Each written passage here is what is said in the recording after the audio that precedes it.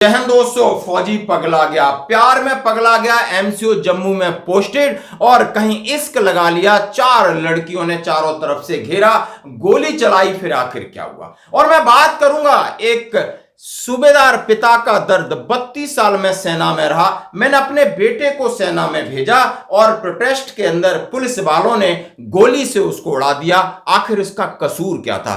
पाकिस्तान से तो बच गया, लेकिन यह हमारे घर में हमारे लोगों ने उसको क्या मारा? क्या कसूर था? उसके 4 बच्चे कौन पालेगा? और वहीं पर एक और वीडियो दिखाना चाहता हूं जहां पर एक नेता ट्रेन में सफर करते हैं, यानी एसी फर्स्ट क्लास में, कहते हैं मैं नेता हूं और मोदी जी से की परमिशन है, मैं बिना टिकट ही चलूंगा एसी 1 में अपने एक चमचे को साथ में। प्रधानमंत्री के बारे में बोल रहे हैं। आप चोर कैसे बोल रहे हैं?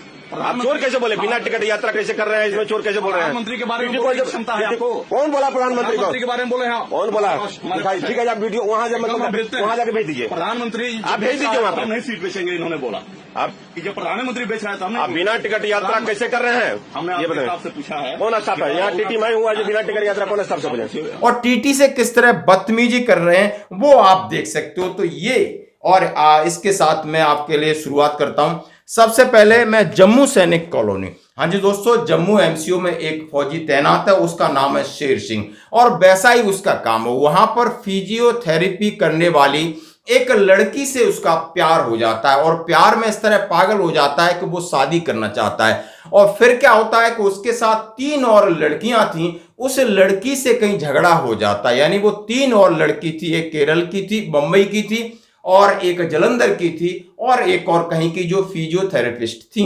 अब उस जो लड़की उसकी प्रेमिका से झगड़ा होता है और प्रेमिका इसको फोन कर देती है और ये आओ देखा न ताओ कहां से इसने अपना पर्सनल हथियार लिया और जाके सैनिक कॉलोनी में एक घर में कूदता है दीवार से और वहां जो 3 लड़कियां हैं उधर 9 राउंड गोली चला देता है। बोला मेरे प्यार के बीच में ये तुम आओगी तो मैं उड़ा दूंगा। और होता वही है कि एक लड़की जो मुंबई की रहने वाली थी, जम्मू में फिजियोथेरेपिस्ट थी, उसकी मौत हो जाती है।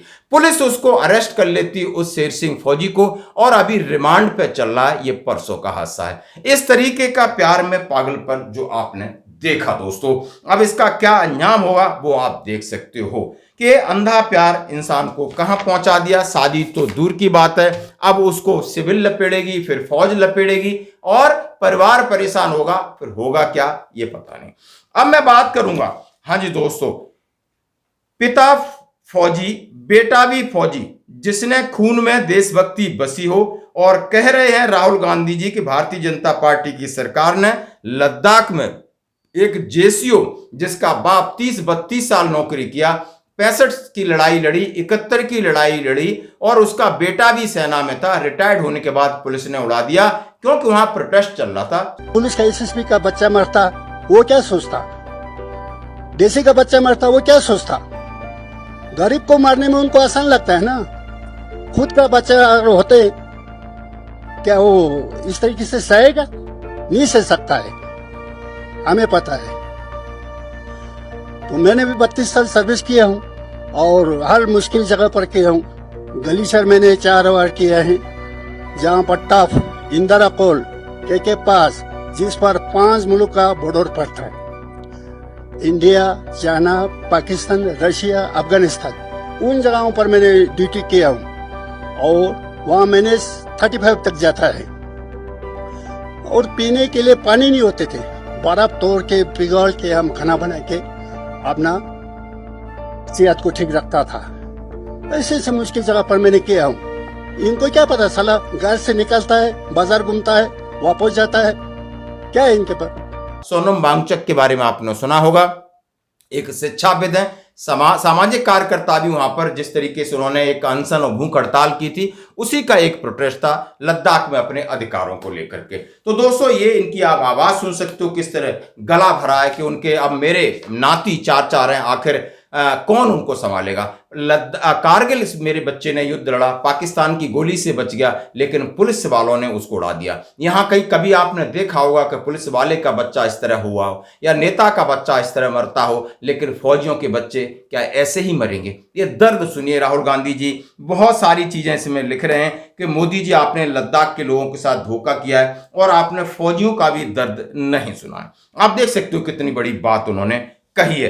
अब मैं एक ऐसी खबर आपके सामने रखना चाहता हूं जो आपने सुनना है, रुकना नहीं है, सुनना है। यानी एक बेटे ने अपने मां को मरवाया, बाप को मरवाया और पत्नी को मरवाया। ये घोर कलयुग की बात कह रहा हूं और हापुड़ मेरठ का बंदा है और ये न्यूज भी मैं आपके सामने रखूंगा और आप परेशान हो जाओगे। शायद ऐसा 39 करोड़ के बीमा क्लेम के लिए पुत्र पर पिता की मौत में साजिश का आरोप। यानी आप देख सकते हो पत्नी की संदिग्ध मौत, बीमा के 80 लाख रुपए पति को मिले। यानी पत्नी संदिग्ध मौत हुई थी, बीमा कराया, बड़ा दिमागदार, 80 लाख का पति ने रख लिए 80 लाख। फिर पेट नहीं भरा, मां को टपकवाया, 22 लाख रुपए बेटे के नाम थे, क्योंकि बीमा बेटा करता था, नॉमिनी बेटा था, तो 22 लाख मां के भी ले लिए, मां को भी टपका दिया। फिर पिता की संदिग्ध मौत है, वहां पर करोड़ों का बीमा था, तो बीमा कंपनी को कुछ सटक गया। उसने कहीं ना कहीं इसकी रिपोर्ट पुलिस और सीबीआई को दी और जब इंक्वायरी होती है तो ये तीनों मर्डर निकले जो केवल बीमा पाने के लिए किए गए थे। बेटे ने अपनी मां, बाप, पत्नी को मार दिया। विशाल सिंघल और उसका सहयोगी सतीश गिरफ्तार है। हापुड़ मेरठ उत्तर प्रदेश की ये आप समझ सकते हो खबर है। सुनकर पूरी खबर पढ़ने से तो बहुत दुख और दर्द होता है कि यानी इतने करोड़ों लाखों रुपए के बाद लिए भी उसका पेट नहीं भरा। पहले पत्नी को, फिर मां को और फिर बाप को उड़ा दिया। अब ये कौन सा युग है? ये आपको सोचना होगा आखिर इनके दिमाग में कैसा आया। इस पैसे के लिए को लेके ये कहां जाना चाहता? क्या ये मां खरीद सकता था?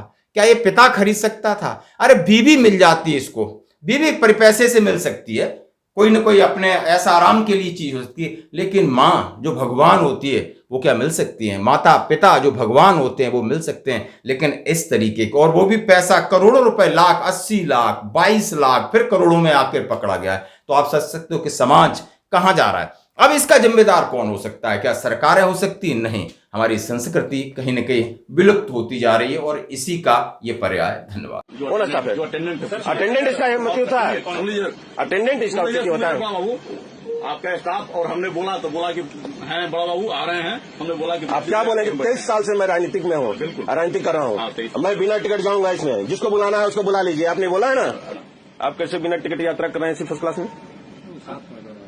साथ में है हमारे। ये टिकट, ये बिना टिकट लेकर चलने के लिए इनकी अथॉरिटी है?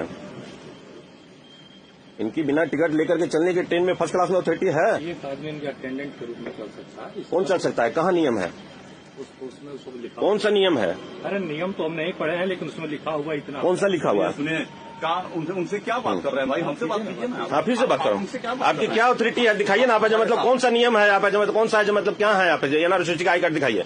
एनआरसी आई कार्ड हमारे पास आज नहीं तो है। बिना टिकट है जो कैसे चल रहे हैं, यात्रा कर रहे हैं? आज मेरे पास कार्ड नहीं है। आप तो? पता कर लीजिए, आरपीएफ इंस्पेक्टर चाहे बक्सर या आरा के किसी अधिकारी से बात कर लीजिए, या हाजीपुर या पटना। बिना टिकट आपको चलने के लिए कौन अधिकारी बिना टिकट चलने के लिए बोले हैं? आपको बताइए ना, बिना टिकट लीजिए। बिना टिकट चलने के लिए कौन अधिकारी बोले हैं? क्या बिना टिकट कौन अधिकारी चलने के लिए बिना आपको? टिकट नहीं बोले हैं? तो बिना टिकट कोई बोलता है? तो इस फर्स्ट क्लास में, इसी फर्स्ट क्लास में कैसे बैठे हुए हैं आप? धक्का दे रहे हैं मुझे, धक्का दे रहे हैं? धक्का मुक्का या फिर मुझे ऑन ड्यूटी टीटी को धक्का दे रहे हैं? धक्का आपको दिए हैं हम? हाँ तो दिए हैं, धक्का दिए हैं? हाँ मेरे को धक्का दिए हैं आप। अच्छा। मैं आरपीएफ को कॉल किया हूँ, धक्का देकर मैं कंट्रोल को मैसेज दिया हूँ। आपके धक्का के बाद मैं कंट्रोल को मैसेज दिया हूँ।